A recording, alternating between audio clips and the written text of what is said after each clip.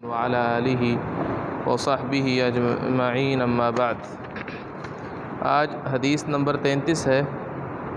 آج کی حدیث کا جو موضوع ہے وہ یہ ہے کہ یہ جو انسان کی نجاست ہے جسے منی کہا جاتا ہے، وہ اگر کپڑوں پر لگی ہو تو کیا نماز ہو جائے گی؟ تو اس کو بیان کرنے والی نبی کریم صلی اللہ علیہ وسلم کی بیوی سیدہ عائشہ رضی اللہ عنہا ہیں۔ وہ کہتی ہیں کنت اغسل الجنابۃ من ثوب رسول اللہ صلی اللہ علیہ وسلم، میں اللہ کے رسول صلی اللہ علیہ وسلم کے کپڑوں سے جنابت کو دھویا کرتی تھی، اور اس جنابت سے مراد منی ہے۔ فیخرج، تو وہ نکلا کرتے، الی الصلاۃ، نماز کے لیے، آپ نماز کے لیے جایا کرتے تھے۔ وَإِنَّ بُقَعَ الْمَاءِ، اور جو پانی کے نشانات تھے، فی ثوبہ، آپ کے کپڑے کے اوپر لگے ہوتے تھے۔ وفی لفظ مسلم، مسلم کے الفاظ ہیں لقد کنت افرکہ، بے شک میں افرکہ، میں اچھی طریقے سے کھرچتی تھی، من ثوب رسول اللہ صلی اللہ علیہ وسلم فرقن فیصلی فیہ، تو آپ اسی میں کیا کیا کرتے تھے؟ نماز پڑھا کرتے تھے۔ دو طرح کی باتیں ہیں اس میں، کہ ایک تو سیدہ عائشہ رضی اللہ عنہ بیان کرتی ہیں کہ آپ صلی اللہ علیہ وسلم کے کپڑے پر نجاست لگی ہوتی، میں اس کو دھو دیا کرتی تھی، اور اس دھونے کے بعد کپڑے کے اوپر واضح نشانات نظر آ رہے ہوتے تھے، آپ صلی اللہ علیہ وسلم جا کر نماز پڑھ لیا کرتے تھے۔ ایک صورت یہ ہے۔ دوسری صورت یہ بنتی ہے کہ اس نجاست کو نہ دھویا جائے، اور اس نجاست کو اگر وہ سوکھی ہوئی ہے، سوکھ گئی ہے کپڑے کے اوپر، خشک ہو گئی ہے، اس کو ناخن کے ساتھ کھرچ دیا جائے، یا کپڑے کو پکڑ کر آپس میں یوں کھرچ دیا جائے، رگڑ دیا جائے۔ تو پھر اگر اس پر پانی نہ بھی لگے اور بندہ ان کپڑوں کے اندر کیا کر سکتا ہے؟ نماز پڑھ سکتا ہے۔ یہ اس صورت میں ہے کہ جب وہ نجاست جو ہے وہ کپڑے کے اوپر خشک ہو گئی ہو۔ اگر تو وہ گیلی ہے، پھر اس کپڑوں کو کیا کیا جائے گا؟ دھویا جائے گا۔ دھونے کے باوجود بھی اگر نشانات باقی ہیں تو کوئی مسئلہ نہیں، اس میں نماز پڑھی جا سکتی۔ کیا بات سمجھ آئی؟ دو صورتیں بنتی ہیں۔ ایک صورت یہ ہے کہ نجاست کپڑے کے اوپر لگی ہے اور وہ گیلی ہے، تر ہے، اس صورت میں کپڑے کو دھویا جائے گا جہاں جہاں نجاست لگی۔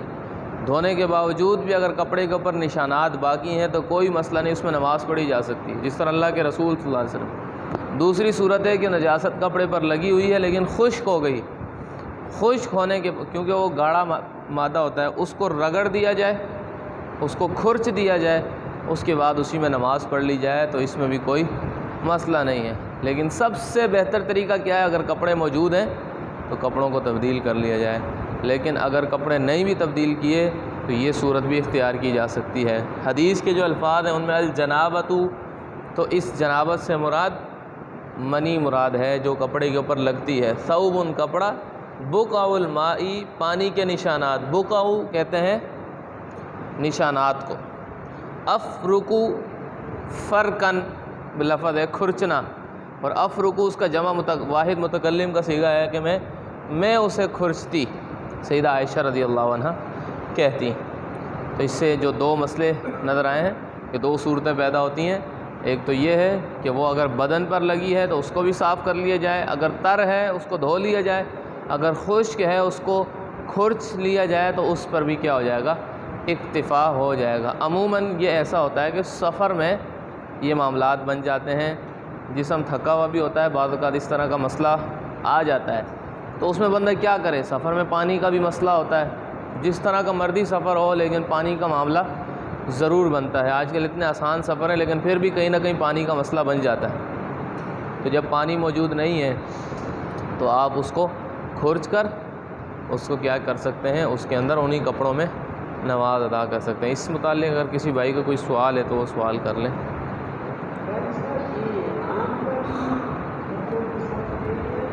جی ہاں، احرام کے اندر بھی اگر وہ ہو جائے، احتلام ہو جائے، کیونکہ احرام میں تو وہ اپنی بیوی کے ساتھ ہم بستری نہیں کرے گا، لیکن اس میں اگر وہ ہو گیا کپڑوں کے اوپر لگ گئی نجاست، تو اس سے دو ہی طریقے ہیں۔ اگر تو وہ تر ہے، گیلی ہے، تازہ ہے، اس کو دھو لیا جائے، اور اگر آپ صابن سے نہیں دھوئیں گے نا تو اس کے نشانات نہیں جائیں گے، صاف پانی سے دھوئیں گے تو نشانات باقی رہیں گے۔ تو سیدہ عائشہ نے صاف پانی سے دھویا تھا اور نشانات باقی تھے، صاف پانی سے دھو لیں، اگر وہ سوکھ گئی ہے تو اس کو کھرچ لیں، وہ کافی ہو جائے گا۔ اور کسی بھائی کو؟ سبحانک اللہم و بحمدک اشہد ان لا الہ الا انت استغفرک و اتوب الیک۔ عام حالات میں تو تبدیل کیے جا سکتے ہیں، لیکن اگر کسی انسان کے پاس کپڑے ہیں ہی نہیں تو وہ پھر